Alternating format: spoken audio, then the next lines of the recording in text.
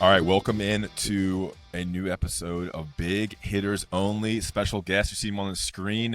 This is 2017 national champion, UNC point guard, former UNC point guard, Joel Berry. What's up, Joel? What's going on, man? Just enjoying the time here in Charlotte, North Carolina, with the season getting started. So ready to looking forward to it. Yeah, and we're here at ACC Media Day. It's Thursday, October 10th at 1:34. Grab Joel for about 10, 15, 20 minutes here talking all UNC basketball. All right, so we talk about down the escalator here. How is UNC going to balance having so much talent in the backcourt with Elliot Cadeau, RJ Davis, Seth Trimble, Ian Jackson? You can even mix in, a Drake Powell who can play some three, Kate Tyson play some three. How do you balance all that talent in the backcourt and make everybody happy and still have a really good lineup to put out there? Yeah, first off, you want to be able to have size on the floor. I think if there's one thing that we all know will happen is RJ is going to start. Mm-hmm. Elliot is going to start, but it's about who is going to start in that 3 spot. Seth has made a jump, but you do that, now you have a really small lineup. Yeah. And so I just think, you throw in Ian, he's a freshman. Which I know he will get plenty of playing time, but you have proven guys on the bench or that have already that are coming back that you have to take into account as well. So, and then that's not even getting to the 4 spot and the 3 spot. I mean, there's so many ways that Hubert can go, and it'll just be interesting to see what matchups or what lineups really work well together. I think that's the most important thing, and why this all season and leading up to the season is so important. If do you think Ian Jackson starts at the 3 and Seth comes off the bench? Is that the most likely scenario you see in the backcourt? I mean, as a coaching staff, you have to look at that. I know he's a freshman and Seth has proven himself, but it's about, okay, how you don't want to get too small. We saw what happened last year when Carolina went against Syracuse, and I know that's not always going to happen, but you see the lack of size. Mm-hmm. So that's something that you have to think about. Ideal scenario, I would love Seth to start because he does bring a defensive edge that is needed. But if, he did well in the 6-man spot. So he could do that. There's a scenario where he plays more than Ian Jackson. Yep. Comes off the bench as like the spark plug defensive stopper, and what comes in for, they move RJ to the 1, bring Seth in at the 2, take Cadeau out, keep Ian at the 5, add you more size, because Seth is 6'2", 6'3", but kind of built. Yeah. So he does have a different element there. I think it's good. And then you could even put Ian at the 1. I mean, he's a playmaker. Yeah. You put him at the 1, put RJ at the 2, and then or put Seth at the 2, or I guess have that lineup of Seth, RJ, and Ian. But see, I'm getting tripped up on my words because there's so many different ways that you can combine all of this talent. I mean, you do that, Ian at the 1, Seth at the 2, RJ at the 2, and then you can have Kate Tyson 6'7" at the 3. At the 3. Or Drake Powell 6'6", 6'7" at the 3. Then you go big with a traditional 4 and 5. Right. I think the backcourt and the lineup combinations are going to be so interesting. As Joe Ovius eyes us over there.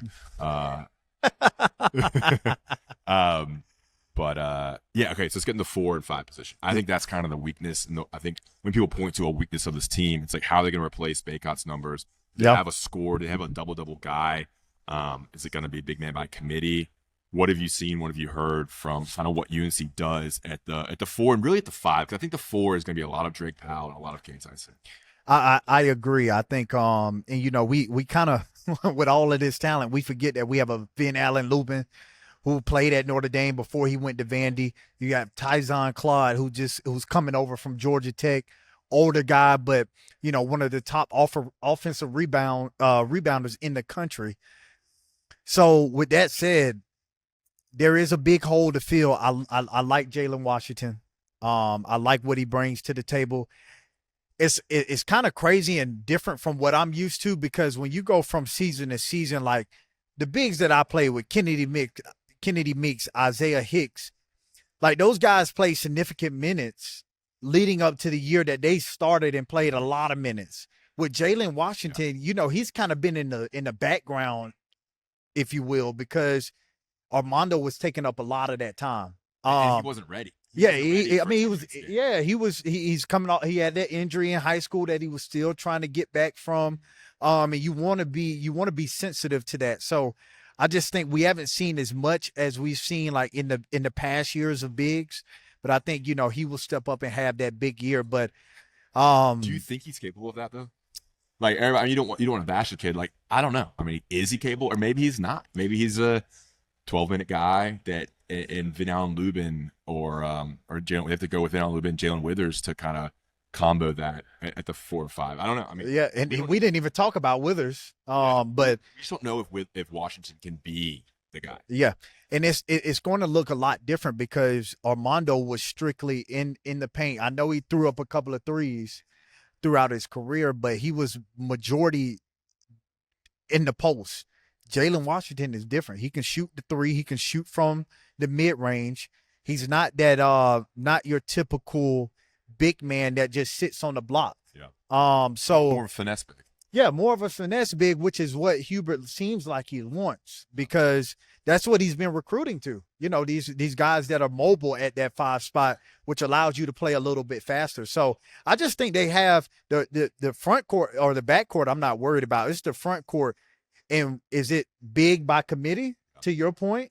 Play 12 games a minute, rotate those guys? Or is it Jalen Washington being that guy, then everyone else coming in and helping out? The experience is there with Withers and Van Allen Lubin and Claude. Like they have a lot of experience in minutes played, but no one's been a dominant player. Like I don't know if you can trust Ty Claude to give you 15 minutes. He's never done it before at a high level. I mean, Jalen Withers showed flashes. He may be the most athletic player on the court. Oh, he by far.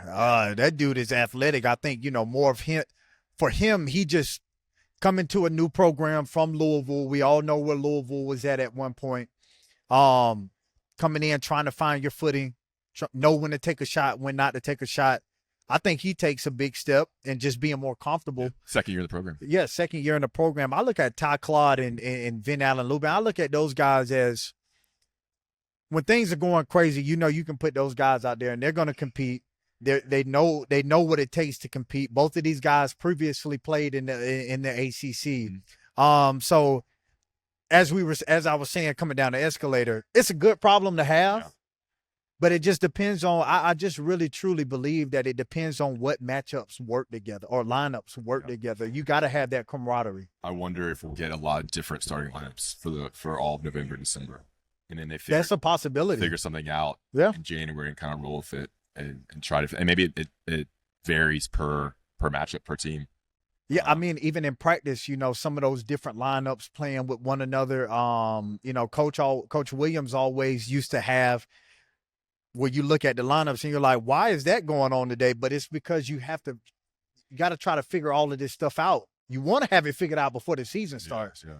But obviously, once the ball is rolled out, it's a different ball game. So we'll see what ends up happening. It's exciting. It's hard. It's only so much you can talk about without seeing it. I know. It's like with everything that's going on right now, so much newness. Yeah, and the transfers and the incoming freshmen. I mean, I think we don't really know what Ian Jackson and what Drake Powell can be. There's a lot of expectations for them. Same with Washington and Van Allen Lubin. We just don't know what they can look like when they're getting 25 minutes a game. Right. All right, let's talk about you. What if you're is this your third year with AC Network? Yeah, this third year. Okay. How have you grown as a broadcaster? Because it's a transition. I'm sure the first year you were kind of nervous and just not sure of yourself and what you're saying. How have you grown and what have you learned?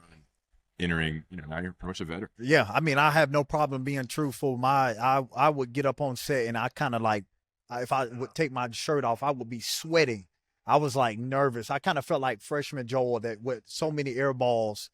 And now I feel a lot more comfortable. It's really just trying to describe the way the game is seen from my eyes and doing it, just giving fans the why. The why things are happening and not just keeping it on the surface level.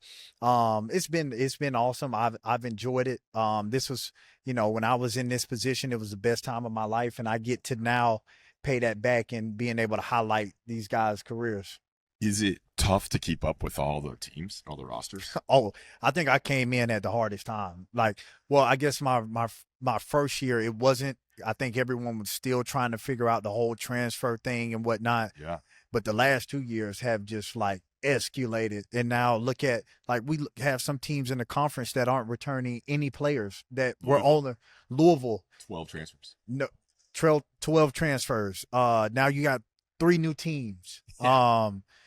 Virginia Tech only returning 1 guy, and he was played like maybe barely 10 minutes a game. So the movement and the volatility of college basketball right now is all over the place, and that does make it difficult at times. But you're getting paid to do this, so. So are you like, what's your prep for learning these rosters? I mean, sitting here in October, knowing you're talking about it, and in November you're gonna have to go on at primetime and know each roster and kind of know the names. I know it's one of those things, like growing up playing basketball. It's one of those when you're in the layup line and you look across the half court line and you see a guy, all it takes is one move to know, oh, he doesn't have it or he has it. I feel like that's where we are right now. I watch film. Yeah. If I see a guy and I see some things that they're doing that's, I'm not looking for someone scoring 30 points. I want to see what does their movement look like? What does their off-ball movement look like? That's what I look at, and I can tell in a second. Yeah. So it's more of looking at that, because we don't know how these guys are going to fit in at their new programs. I mean, it's all speculation, but you can tell what a guy can do and what he potentially could bring to the team. And then you're watching the games live. Yeah. 2 or 3 on time and during the halftime shows. Oh yeah, we watch. We probably have like 6 screens going at one time, just games all over the country. Yeah. And you're just paying attention to them all. But in particular, our ACC games, we have about, we have them going on at one time. So yeah, so you're like, well, then it's a little easier once you kind of see a game, you can point to a play or a certain breakdown or a certain lineup that you liked. Right. But with my prep, man, I watch the app Synergy. I'm watching games, the games that I'm not fully able to look at. I go back and I watch those games. I'm a video junkie and I love it. And it definitely helps me with my preparation, as I can, see what the team needs to work on. Outside of like just knowing ball and knowing rosters, what have you learned and grown from a media standpoint and like delivery and pacing and working with your teammates on the table there? Like, how has that got better? I mean, time with one another, each other, knowing, we know each other's personalities, giving each other space to say what you need to say, but also being able to explain what it is that you want to explain. I think that, that us now being together 3 years has you, Boozer, and Luke Hancock. And then who's usually the host? Chris, right? Yeah, Kelsey Riggs got her got bumped up to Sports Center, so she left us little people behind. And now it's Taylor Tannenbaum. Yep. Yeah, so it's fun. We try to make it fun up there, but also give the fans what they want to hear. And it's been awesome, man. I enjoy it. I'm just navigating this newness of life, like after basketball. Yeah. Just working a job. This is my first job. So are you up in Bristol? I'm in Bristol, Connecticut, up in the studio. No, I'm in Charlotte. I'm here in Charlotte. I hope I never have to make that move up there. So do they fly you up and you do what is like a Monday night? What's the schedule like? Yeah, so I do Saturdays, which is the bulk of our games. And then I fly back home on Sunday. And then here and there, we'll have some games during the week where I fly up Tuesday, Wednesday. Okay, cool. Yeah. All right, back to your playing career. What has been what do you miss the most about playing at UNC? What was the best part about it? It was like I was the guy, like I hung out on campus. I knew a lot of people outside of basketball. Like I can say it now. I used to I like to party. And the only reason why I can say that is because I won a national championship. Yeah. I couldn't say that if I didn't. But I just missed that. I miss being with my teammates. I miss the aspect of a team.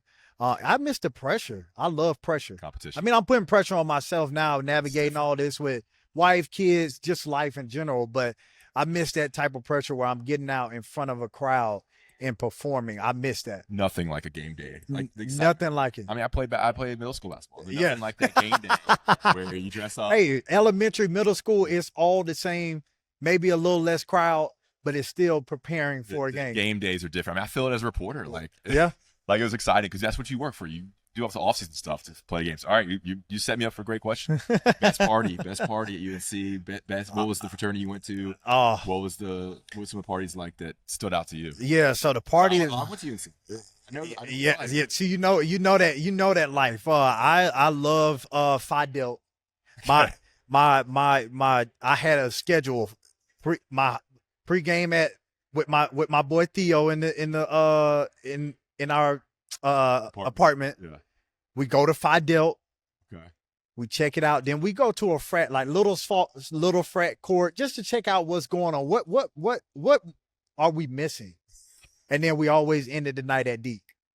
Deke late night. Deke late night in the basement. My bars were library before it shut down. It's no longer there. Tequila Tuesdays. And then we got the La Rez. That was big. And then Tyler Hansford was a big La Rez guy. I heard that. Yeah. So Bobby Frazier went there. Oh my gosh, that dude. Yeah. We can't talk about those two. Those two are crazy. Country Fried Duck, no longer closed. Yeah. And then we had Players as well, which is no longer there. Now it's Still Life. Yeah. That's so funny. The frat scene. Is there a band party or a theme party at a fraternity that stood out to you? I just remember like when I was a freshman going to like a bubble party. Oh yeah, bubbles, yeah. Like that stood out to you. The one that I liked a lot was LDoc. Last day classes. The Moat, and I forget what fraternity it was. Chi Psi. Chi Psi. At the end there, the lodge, right? Yep. Right after the I think what hotel is it? Yeah, no, that you're thinking of. It's on Cameron. Yes, it is. Yeah, it is close to the hotel once you cross streets. Yeah, best LDoc. Yeah, I love that theme with the Moat. Any good bands? Was that? No, I'm not a huge band guy. I'm slowly but surely starting to get into the country music. Okay. Scene. I was more rap, hip hop, but my wife is slowly but surely getting me to listening to some country music. So I'm Morgan Wallen. I was talking about party bands, like bands at frats. Oh, well, no, I never been to one, but we did throw a national championship party at Chi Phi. Okay, love it. All right, and B-Dot hosted it for us. That's awesome. All right, paint the picture of a deep basement late night after the bars closed. Anything is possible. That's all I'm gonna say. All right, well, that's great. We'll end it right there. I appreciate it, guys. Big hitters only. Appreciate Joe, man. Back on mid-season. I love it, man. Zoom. Yeah. Remember, rate, review, subscribe, bring this content, and appreciate Joel's time.